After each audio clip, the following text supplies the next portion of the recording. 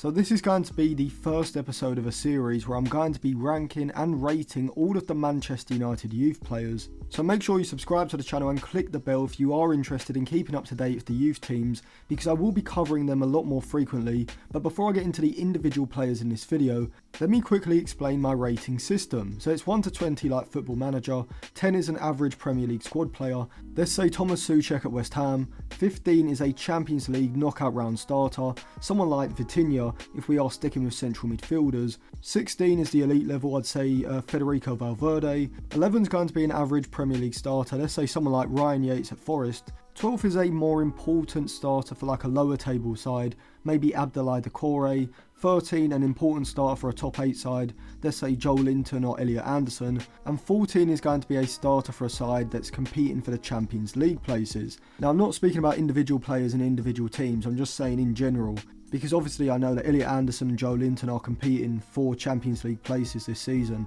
but I just mean the general quality level. I'll leave the other numbers for now apart from 9, which would be like an important championship starter, 8 would be a average squad player for a championship team, and then 7 would be like League 1 and below. So now we've got some sort of scale to rate these players. I'll start off with the two who I've spoken about most over the past few months, and that is Goodwill Kukonki and Sekou Kone. But before I get into that, a quick reminder, if you do want to check out any cheap, good quality football jerseys, go over to dragonjersey.com. They've got a variety of different retro and current season jerseys, and we'll have the new season jerseys when they do come out in the summer. You can get 10% off if you use code Atlantis at checkout, and you can also get 7 to 12 day delivery time, as well as a 30-day money back guarantee, depending on where you live. But if you do want to check out any of the information before you buy, they have got their WhatsApp and email on the site. So I'll leave it linked in the description and in the comment section below. And remember to use code Atlantis at checkout so you do get a 10% discount for a limited time. So now in terms of current ability coming into senior football,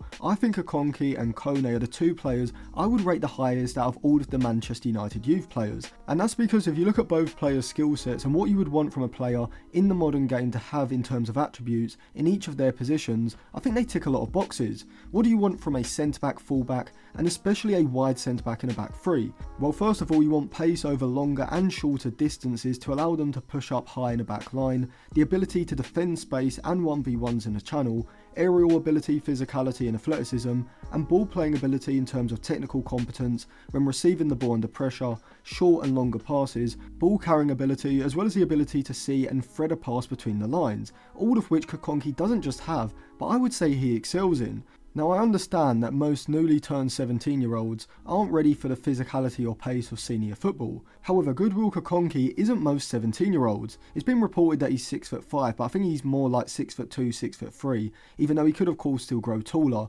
which combined with his body strength and speed across the ground is the ideal build for a wide centre-back. And I think that's why Kukonki reminds me of Bastoni, who's probably the most complete defender in world football at the moment, and Kukonki has a lot of those same traits. And that's why on current ability I'd give Kukonki a 10, just because I can't really give him higher until I've seen him play senior football, but potential ability I'd give him 16, which is where I'd rate Bastoni's current ability. Now Sekou Kone, like Kukonki, specialises in key attributes that central midfielders need in the modern game. First of all, he certainly has the athleticism, reading of the game, aggression and bravery, as when you just watch his first few appearances for the under-21s, you can see how incredibly quick he is in everything he does, whether this is pushing up to apply pressure, to a player receiving the ball with his back to goal, jumping in front of a player to make an interception, racing back on the recovery, to put in a sliding tackle, or screening the back four, looking to cut off and intercept passes into the forward line. And so from a defensive point of view, Kone is absolutely perfect for an aggressive counter-pressing side. But in possession he's just as valuable, as of all Manchester United central midfielders in the youth team,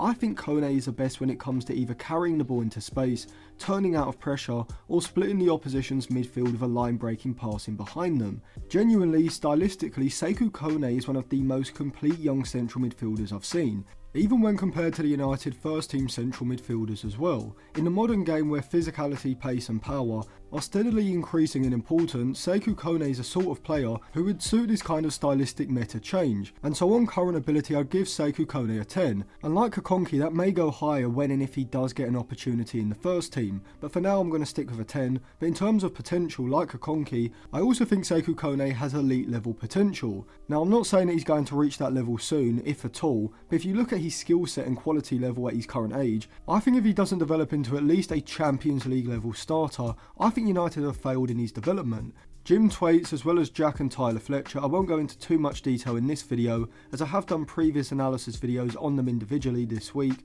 I'll leave both of those linked in the eye above. But in terms of ratings, I gave all three a current ability rating of 8 out of 20, with Tyler Fletcher getting a 13 in terms of potential, Jack Fletcher a 14 and Jim Thwaites a 15. I think all three are hugely talented and I would say at least one of them should be getting some game time in the first team throughout the rest of the year, and I do believe that all three could be good enough for a Champions League level squad within the next 2 to 3 years if developed properly, but I do think Thwaites has the highest potential of the three and the one I would be looking at breaking through and becoming an established starter for United. Harry Amas and Bendito Mentato are two other players from the youth system that I really do like, and I do feel like they may be slightly more ready for first team action than the previous three, which is why on current ability I'd give Amas a 10 and Mentato a 9. Amas strikes me as a highly reliable fullback both in and out of possession. He has a lot of similar qualities to Luke Shaw, being an efficient carrier of the ball into space, quite tidy when it comes to 1 and 2 touch link play in the channel, alongside having the technical ability to break lines with his passes into players ahead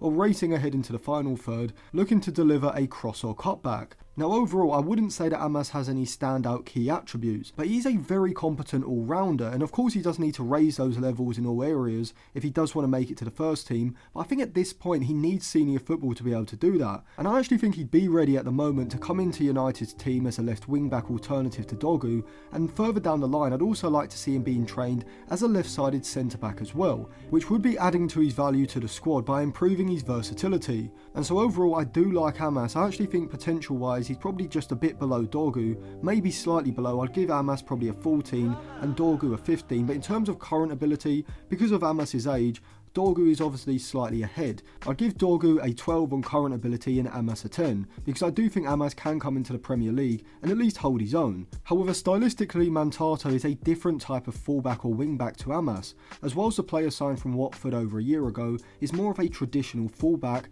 Mentato was a winger who has been converted into a fullback, which stylistically should make him a perfect fit for one of the wingback roles in Amorim's system. Now unlike Amas, Mentato can play on either flank, being not only two-footed but also capable of either coming on the inside or going down the outside, as well as being a better 1v1 dribbler as well. And this is why I rate Mentato so highly, because once again from a stylistic point of view, he perfectly fits what you'd want in a wing-back, and if he can refine his output in the final third, Mentato can provide the sort of goal creation and goal scoring that a traditional fullback like Amas will unlikely be able to match. And so that's why even though I do rate Mentato slightly lower than Amas in terms of current ability, I'd give him a 9 currently. For potential I do rate him slightly higher at 15. Now Aidan Heaven and Chido Obi-Martin are the two standout young players that United have signed this season, but despite the hype, I don't think either are better prospects than Kukonki or Kone. But just because I don't rate them as high as those two doesn't mean I don't like them. Heaven does remind me of Gabriel, not just in terms of his technique and aesthetic,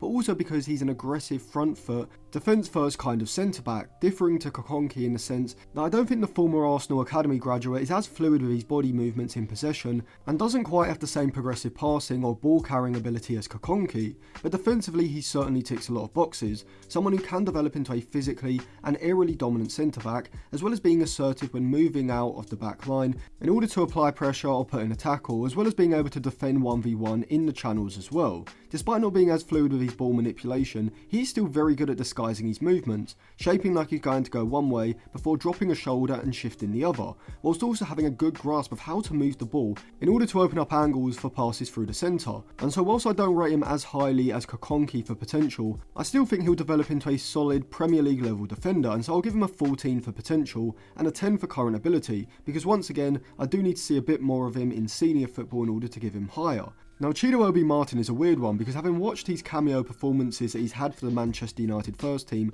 I think it's clear that next season he probably does need a loan, as well as he clearly has the physicality, athleticism and the sheer ability to create his own chances inside of the box. His technical ability outside of the box is still lacking majorly, and that's why in terms of current ability I'd have to put him around 8, which may seem low compared to the other players I've mentioned, but I do think his potential is high, which is why I'd give him a 16. He's only turned 17 this season, so really and truly really there shouldn't be much expectation for him even to break into the first team squad consistently next season. He obviously deserves his chance this season just because of the lack of options, but I actually think in the mid to long term, he would benefit more from going on 1 or maybe 2 loans to lesser leagues, maybe the Bundesliga 2 or Ligue 2, somewhere like that, where you'd expect him to put up impressive goal scoring numbers, but he can still develop his technical ability and link up play outside of the box, in a system where passes need to go into the centre forward's feet in order to link the attack, because this is how he's going to develop these skills. Because this is a key area that I think every centre forward needs to develop, even to get to Premier League level, let alone to the Champions League or Elite level. However, he clearly has a natural goal scoring ability, pace and physicality, and if developed right, this should give him an excellent chance of developing into one of the best strikers in the Premier League. So let me know what you think of the young players I've rated. Do you disagree with any of them? Would you rate anyone higher or lower? If you want to check out any cheap good quality football jerseys, I'll leave it linked in the description and comment section below, and use code Atlantis at checkout for a discount. And you can also sign up to my Patreon in order to get access to the group chat and my articles, so I'll leave it linked on the end screen alongside another video now.